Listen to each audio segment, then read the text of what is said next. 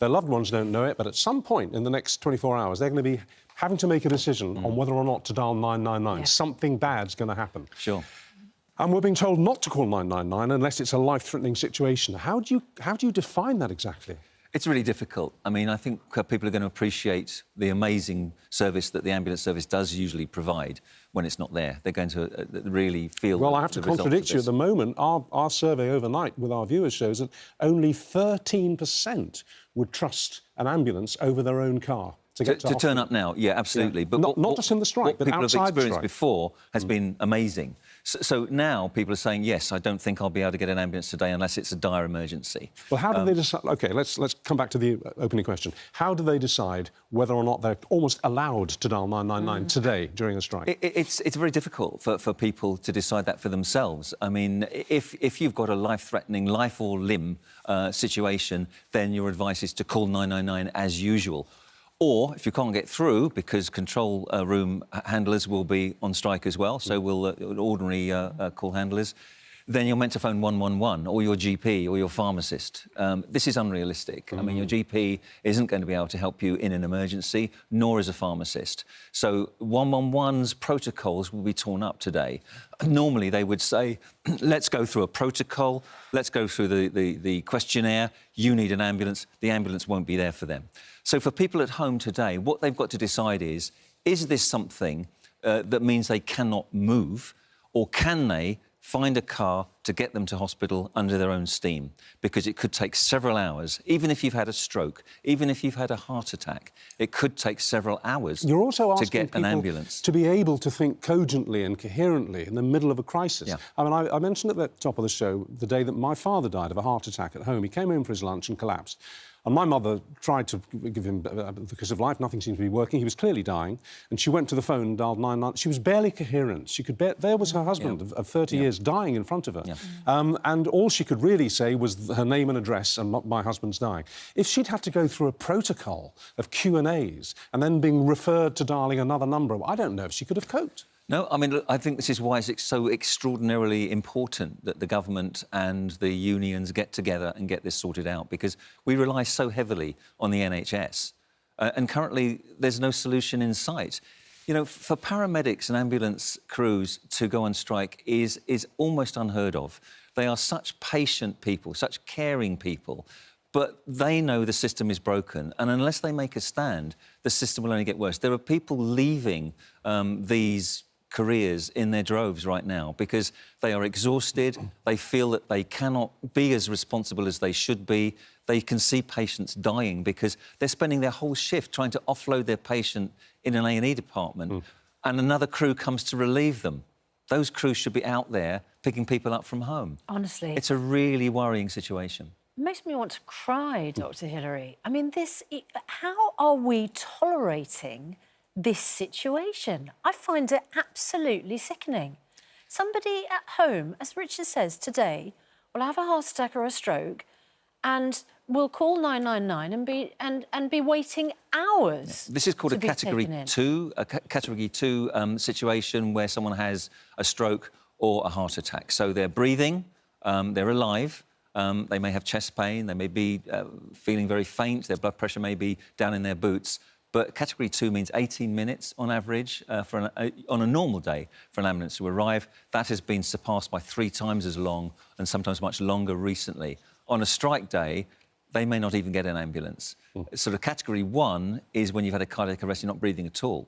The target and that's when you might get a 999. The target response time for emergency calls for burns, epilepsy and stroke is 18 minutes, as you say. Average. This has not... No, that's the target response. Target, yeah. This has not been met nationwide since July 2020. We have not met that 18-minute target for almost 3 years.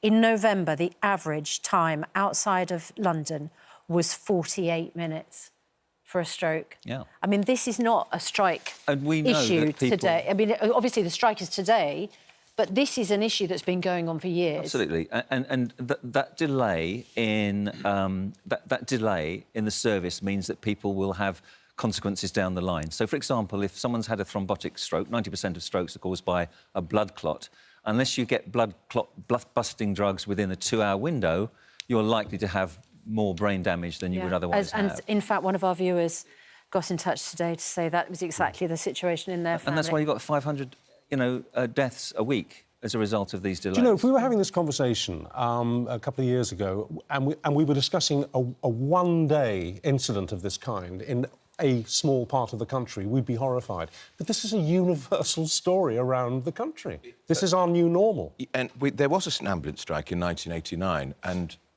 we were trying to remember what the government did. They managed to get through it, but I think it was one-off. This is the second one. Look, I'm not going to argue about the numbers because ambulance workers should be paid more, but if you look at the figures, the Institute for Fiscal Studies say they are the one category in the health service whose pay has kept pace with inflation over the last 10 years. But Hillary's right. They're heroes who do a magnificent job. Andrew, I don't think this is just about pay. No, of course. I think if I was an ambulance worker who was spending hours, 12 hours outside of a hospital, knowing that the next thing I was going to do was go home and turn up the next morning and take over somebody else's shift outside of a hospital. I know. I'd be wondering why I was doing the job at all. Ministers will blame a lot of this on the fallout still from COVID, which is a factor. But as Hillary's pointed out, or you pointed out, this problem started before COVID. 89, 90, it dragged on for months. Because I remember I covered it, and the government refused to increase pay, then right at the end there were talks and it increased pay. Didn't get where the unions wanted, but they accepted it. And I'm just watching it replay. Yeah. It's a real sense of déjà vu all over again. Picking up Susanna's point, I heard an ambulance driver on the radio yesterday saying, I'm no longer an ambulance driver, I'm an ambulance parker. Yeah, I sit in the parked ambulance. That's what I do. And this social care problem has been an issue for 20 years, and they've ducked it again and again. They've got to find a way. I think it's shocking. In the last ambulance, I don't know how we're all putting up with it. Last ambulance, Ken Clarke was a health secretary, and he inflamed the situation by saying, "Oh, well, they're really just like taxi drivers, which is taking old ladies around." And I'm afraid we got another health secretary, the latest health secretary. He's just not got to grips with it now. Presumably, he's controlled by the Treasury in Downing Street, and I've seen so many disputes. You get them involved in negotiations. You get them involved in negotiations. Same with the nurses. The irony. The action is likely to be suspended. I don't understand it. As you go into talks on people. Chancellor Jeremy Hunt was the chair of the Health and Social Care Committee and is a former health secretary. Longest serving in history. Honestly, out of all the chancellors who you would imagine would be sympathetic to getting a grip on the health service, you would imagine it was the person in number 11 right now. You do have to remember, though, when he was health secretary, he ignored advice to prepare for a pandemic. All right, guys, we've got one more story we need to squeeze in before 7 o'clock, so we'll call it a day there, but stick around. Thank you. Let's just make this clear. It is a 24-hour ambulance strike, but it is being staggered, isn't it? Yes, so no worker will be on strike for longer than 12 hours. Those behind me that you can see have been here since 7 o'clock this morning. They will be here until 7 o'clock tonight, and they will only leave the picket if there is a life or limb emergency. Now, the Health Secretary said that there are procedures in place. The military have been brought in and private companies as well, but there will be inevitable disruption. The big question mark is Category 1 calls will be answered. They are life-threatening emergencies. Category 2, there is no blanket procedure, and that can include heart attacks and strokes. Now, I'm joined by Matt Adams, who's an emergency technician here in Manchester. Matt, there will be people at home thinking, oh, my goodness, if my mum or dad has a heart attack or stroke, or I do, they're not going to get an ambulance. What would you say to that? I will say this is an issue all year round, not just today. We can't get to people on Category 2s within the allocated times anyway, and that is why we're striking today, because ultimately we want to improve patient safety, and that's down for the government to sit round a table and talk to the unions. None of us want to stand here today, but we're trying to get our message out there that we want our patients to be safer than what they are currently. OK, thank you very much. So the message here is the NHS is already broken. The question mark is whether a strike is the best prescription. The start of another shift, but Sam Collins and paramedics like him across England and Wales won't be clocking on today. Sam had to take time off last year, a health service on life support, putting him under strain too. I feel like I've let my patients down. It's me that they've called in their hour of need and I haven't turned up in a good enough time frame. Unions are sounding the sirens, not just about low pay, but also about stress like Sam's, saying it's making the job unsustainable. We did give the government the opportunity to make an offer, resolve this, but we now have to push ahead with further days of action because it's apparent that that is the only thing that this government will listen to. With the strikes come risk. Daryl Wilson almost died recently after waiting for an ambulance that never came. His wife was forced to drive him to hospital after 8 hours. Within minutes of arriving, he'd had a cardiac arrest and needed major surgery. The doctor said if my wife hadn't to drive me to the hospital, it'd be a totally different story. He wouldn't be fitting the stents. Your family would probably be arranging a funeral. A survey for Good Morning Britain has found that only 13% would trust an ambulance most to get them to the hospital in an emergency. 69% would rather rely on themselves or friends and family to drive them. Once there, 57% aren't confident the NHS will be able to treat them quickly and efficiently. Despite that, over half support ambulance workers walking out today. As paramedics prepare for the pickets again after December's strike, NHS managers are warning that this time the impact of their walkout could be even worse. Katie Rickett, Good Morning Britain. Let's cross over to Louisa James, who's in Westminster for us this morning. We're about to speak to the Health Secretary, Stephen Barclay. Currently, the government's blaming the unions.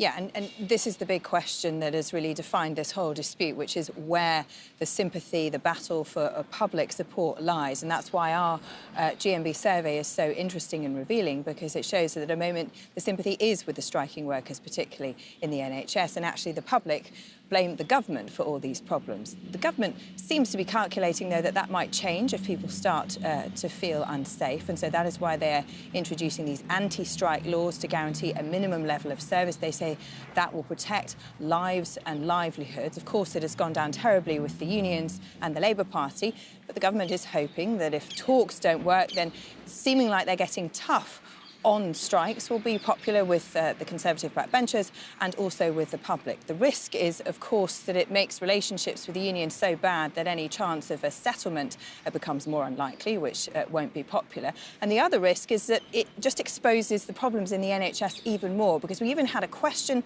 to the Prime Minister's spokesman yesterday, which is what happens if on a normal day in the NHS staffing levels are below minimum strike levels, which was dismissed as hypothetical but really gets to the heart of this issue.